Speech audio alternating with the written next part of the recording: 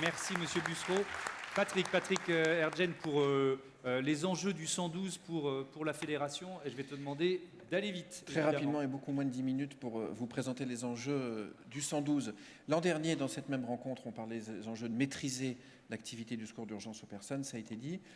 Aujourd'hui, pourquoi est-ce qu'on parle du 112 et pourquoi est-ce que, pour la fédération, le 112 est sans doute le moteur, l'instrument de la progression des pratiques? Parce qu'on a une situation actuelle qui est l'héritière d'une histoire où chaque service avait son numéro et où finalement on compose un paysage qui est assez flou et on compose un paysage où chacun veut essayer de ramener et d'attraire le flux à son numéro.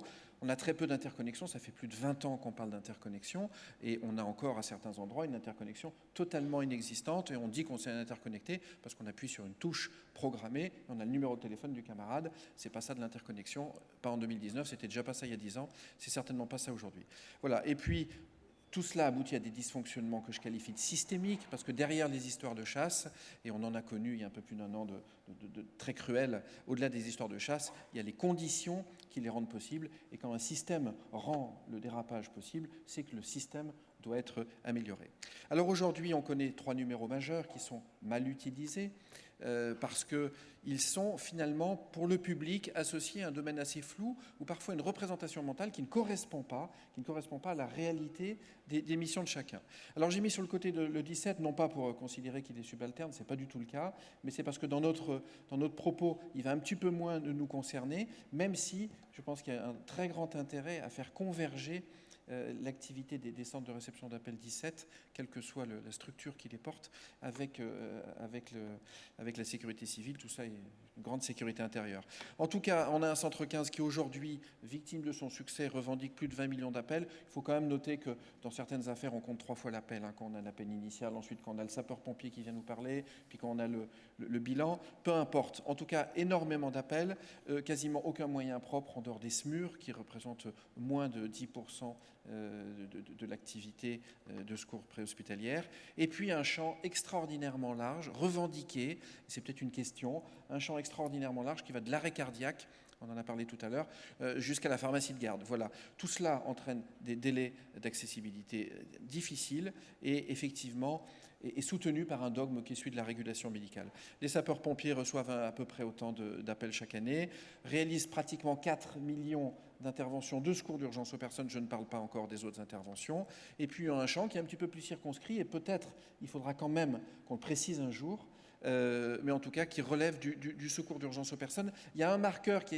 est symbolique, mais qui est très fort, en fait, qui a été cité tout à l'heure par Marc Vermeulen, c'est j'ouvre le sac ou pas. C'est est-ce que j'effectue une action de secours ou pas, et ça peut être un marqueur qui peut un petit peu aider notre conceptualisation de la mission, et c'est compliqué. Effectivement, victime de son succès parce qu'il traite vite les appels, le 18 est très sollicité. Voilà, tout ça c'est porté par une communication peu lisible, et quand j'ai écrit peu lisible, j'ai hésité à écrire illisible. Voilà, vous avez des pictogrammes de cette nature, vous avez un pictogramme en face du 15 qui montre une petite ambulance blanche, il n'y a pas d'ambulance blanche, ou pratiquement pas au 15, ça finit avec une ambulance rouge, vous avez un pictogramme 18 avec un fourgon d'incendie, et c'est très bien, sauf qu'en réalité, ce sont ces pompiers-là qui vont faire les missions des uns et des autres. Tout ça est illisible, tout ça est presque risible, lorsque sur un site de la communication du gouvernement, vous avez des stéréotypes de genre que d'autres membres du gouvernement voudraient ne plus voir, et puis surtout cette confusion, mais qui dois-je appeler? Alors on a le secours en mer, on a le 112 qui est limité à l'Europe, mais c'est extrêmement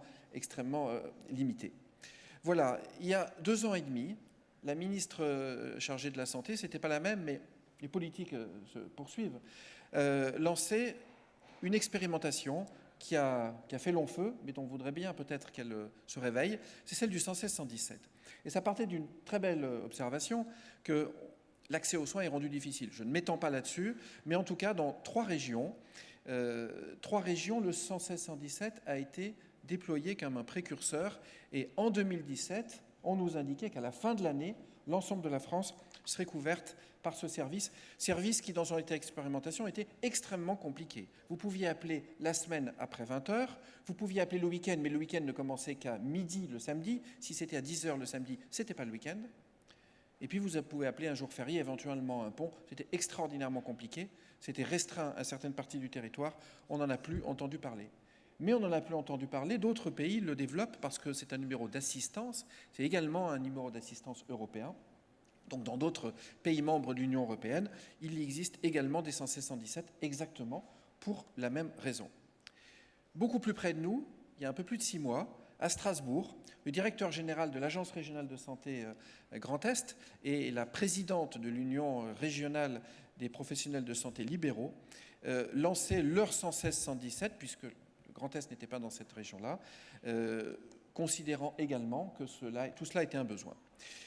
Il y a un peu plus d'une semaine, la ministre de la Santé, après cette crise que nous avons connue, que nous connaissons encore cet été, après cette crise des urgences, lance un grand pacte de refondation des urgences sur lequel nous nous exprimerons peu. En revanche, une de ces dispositions, et c'est la disposition phare parce que c'est la première mesure à laquelle il est alloué 340 millions d'euros sur 3 ans, c'est la création de ce service d'accès aux soins. Et je le dis tout net, le service d'accès aux soins, les sapeurs-pompiers ont toutes les raisons de s'en féliciter et de l'applaudir. Pourquoi ? Parce que derrière cet objet mystérieux, il y a certainement quelque chose que nous appelons de nos voeux et quelque chose qui est utile et quelque chose qui nous manque. Alors on sait que ce SAS, ce service d'accès aux soins, regroupera et des médecins libéraux et des praticiens hospitaliers des SAMU. On sait que des infirmiers également apporteront une réponse, et ça c'est quelque chose de très important. Il y a déjà depuis longtemps des expérimentations qui ont été menées, mais on lève le tabou du tout médical. Voilà plusieurs canaux, c'est enfin un peu de modernité dans la manière de contacter les urgences, des conseils, de l'articulation simple et efficace avec les systèmes de secours, on l'appelle de nos voeux. Ce qu'on ne sait pas encore, c'est à quel numéro il répondra. Alors, est-ce qu'on va vers un numéro unique de santé ? Parce que certaines voix s'élèvent, dans ceux qui sont les plus ardents défenseurs du tout médical, certaines voix s'élèvent pour dire très très bien, mais on veut un numéro unique avec absolument tout le champ, depuis l'arrêt cardiaque jusqu'au conseil médical. Non, clairement non. Premièrement parce que ça existe déjà, c'est le 15, ça existe depuis bientôt 50 ans, et je pense que ça a trouvé ses limites. Et puis on ne peut pas répondre efficacement à un arrêt cardiaque quand on gère une épidémie de grippe et quand les délais de décrocher sont 1, 2, 3, 4, 5 minutes. Voilà, vous n'avez pas la même file d'attente pour un arrêt cardiaque que pour la grippe. Alors qui doit répondre à cette urgence immédiate ? Eh bien, les services qui sont en charge de la réponse. C'est une logique qui apparaît toute simple, mais c'est une logique dont on s'est significativement écarté. Et je l'avais dit l'an dernier devant M. Bussereau déjà, et je le redis, qui paye commande. Ça a été dit, mais je crois qu'il faut le rappeler.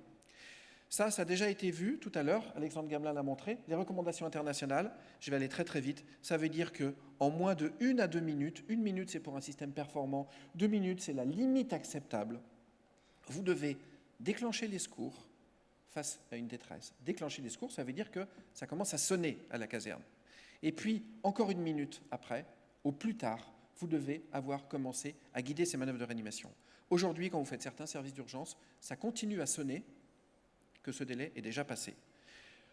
Tout retard est une perte de chance. Et moi, quand j'entends dire que le 112 serait une perte de chance parce qu'il retarderait la régulation médicale, je vous dis c'est une imposture. Ce qui est une perte de chance, ce qui fait perdre une chance aux patients de survivre lorsqu'on est entre les deux, c'est un système qui ne répond pas.